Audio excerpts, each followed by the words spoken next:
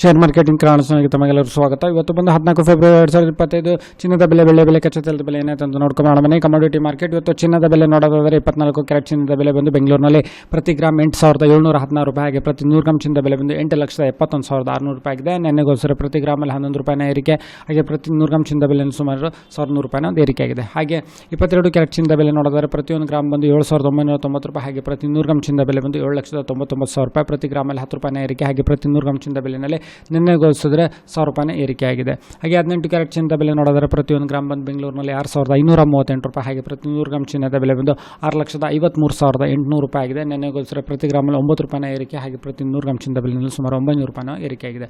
ಬೆಳ್ಳಿಯ ಬೆಲೆಯಲ್ಲೂ ಏರಿಕೆ ಆಗಿದೆ. ಪ್ರತಿ ಗ್ರಾಮ್ ಬೆಳ್ಳಿಯ ಬೆಲೆ ಬಂದು ಇವತ್ತು 100 ರೂಪಾಯಿ ದಾಟಿದೆ, 100 ರೂಪಾಯಿ 50 ಪೈಸೆ ಆಗಿದೆ. ಹಾಗೆ ಪ್ರತಿ ಕೆಜಿ ಬೆಳ್ಳಿಯ ಬೆಲೆ ಬಂದು 1,500,000 ರೂಪಾಯಿ ಇದೆ. ನೆನ್ನೆಗೋಲಿಸಿದ್ರೆ ಪ್ರತಿ ಕೆಜಿನಲ್ಲಿ ಸುಮಾರು 1,000 ರೂಪಾಯಿನ ಏರಿಕೆ ಆಗಿದೆ.